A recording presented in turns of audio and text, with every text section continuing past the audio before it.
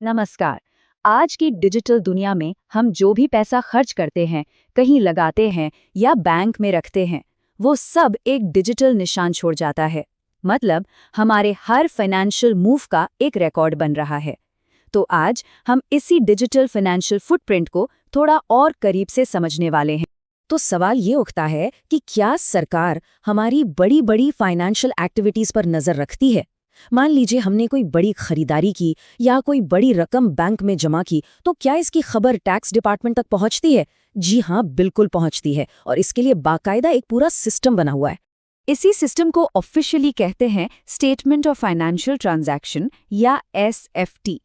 ये एक तरह की रिपोर्ट है जो बैंक्स, म्यूचुअल फंड कंपनियां और प्रॉपर्टी रजिस्ट्रार जैसी संस्थाएं सीधे इनकम टैक्स विभाग को भेजती हैं। लेकिन तभी जब हम एक तय लिमिट से ज्यादा का कोई बड़ा लेन देन करते हैं। तो आज हम क्या क्या देखने वाले हैं? सबसे पहले समझेंगे कि ये फाइनेंशियल फुटप्रिंट है क्या। फिर बैंकिंग, इन्वेस्टमेंट और प्रॉपर्टी से जुड़े उन बड़े ट्रांजैक्शंस को देखेंगे जिनकी रिपोर्टिंग होती है। इसके बाद जानेंगे कि ये रिपोर्टिंग का प्रोसेस काम कैसे करता है, और आखिर में ये समझेंगे कि पूरा सिस्टम जरूरी क्यों है। चलिए तो पहले हिस्से से शुरू करते हैं। देखिए, हमारा फाइनेंशियल फुटप्रिंट हमारे सारे लेन देन का एक डिजिटल रिकॉर्ड है, और एसएफटी फ्रेमवर्क का सीधा सा मकसद है फाइनेंशियल ट्रांसपेरेंसी को बढ़ाना और टैक्स चोरी को मुश्किल बनाना। ये पक्का करना कि बड़े ट्रांजैक्शंस टैक्स अथॉरिटीज की नज़र से छिपे ना रहें। अच्छा, अब आते हैं उन खास ट्रांजैक्शंस पर जिनकी रिपोर्टिंग होती है, और शुरुआत करते हैं सबसे कॉमन जगह से, हमारे बैंक अकाउंट से, क्योंकि हमारी रोज की बैंकिंग में भी कुछ ऐसी लिमिट्स हैं जिन्हें क्रॉस करने पर रिपोर्टिंग जरूरी हो जाती है। सबसे पहले बात करते हैं करंट अकाउंट्स की। ये वो अकाउंट्स होते हैं जिन्हें ज्यादातर बिजनेस इस्तेमाल करते हैं। इन अकाउंट्स में होने वाले बड़े कैश ट्रांजैक्शंस पर खास नजर रखी जाती है।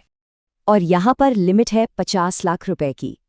इसका मतलब है कि अगर एक फाइनेंशियल ईयर में किसी के एक या ज्यादा करंट अकाउंट्स में कुल कैश डिपॉजिट या विड्रॉल 50 लाख की लिमिट को पार कर जाता है, तो उसकी रिपोर्टिंग की जाएगी।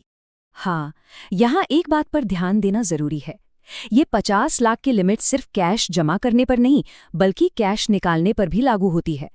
अगर पूरे फाइनेंशियल ईयर में टोटल कैश डिपॉजिट या टोटल कैश विड्रॉल इस लिमिट को पार करता है, तो बैंक इसकी जानकारी टैक्स डिपार्टमेंट को दे देगा।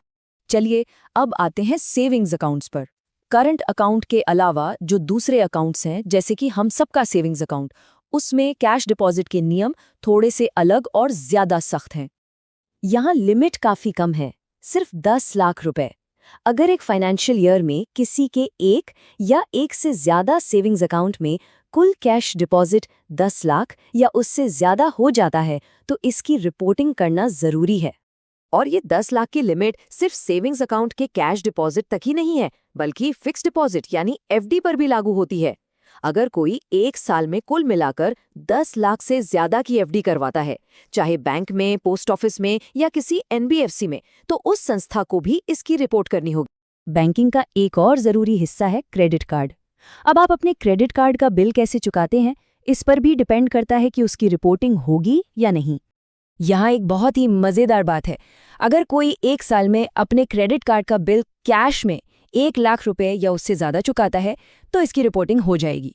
लेकिन अगर वही पेमेंट एनईएफटी, चेक या किसी दूसरे डिजिटल तरीके से किया जाता है, तो ये लिमिट सीधे 10 लाख रुपए हो जाती है। तो ये तो हुई बैंकिंग की बात। अब बैंकिंग से आगे बढ़ते हैं और चलते हैं इन्वेस्टमेंट और प्रॉपर्टी की दुनिया में। जब पैसा बॉन्ड्स, शेयर्स या जमीन जायदाद में लगाया जाता है, तो उन बड़े ट्रांजैक्शंस की भी रिपोर्टिंग होती है। देखिए, चाहे आप बॉन्ड्स और डिबेंचर्स में पैसा लगाएं, किसी कंपनी के शेयर्स खरीदें या फिर म्यूचुअल फंड्स में इन्वेस्ट करें, इन सभी के लिए एक कॉमन लिमिट है, 10 लाख रुपए। अगर एक फाइनेंशियल ईयर में इनमें से किसी भी एक कैटेगरी में आपका टोटल इन्वेस्टमेंट 10 लाख को पार करता है, तो वो कंपनी या म्यूचुअल फंड इसकी रिपोर्ट करेगा।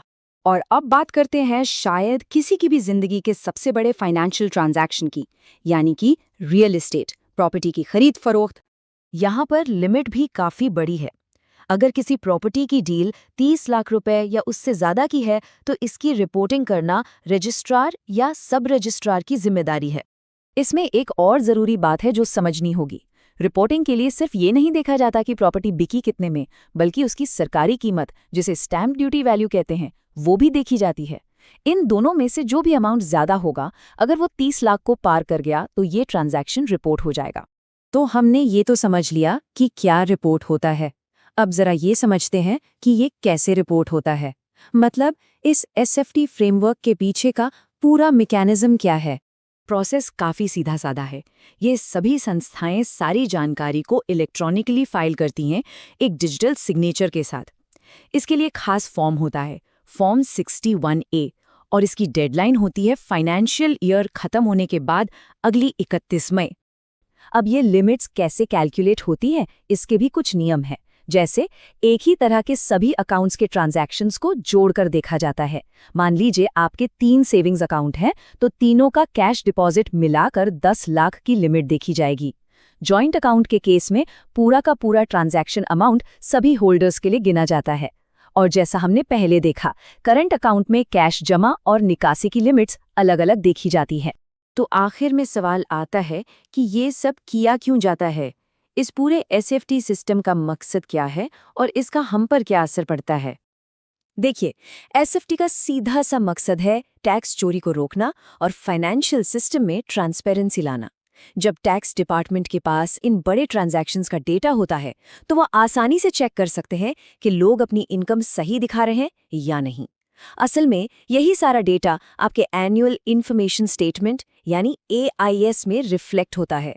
इससे एक फेयर टैक्स सिस्टम बनाने में बहुत मदद मिलती है। तो चलिए इसे एक सवाल के साथ खत्म करते हैं।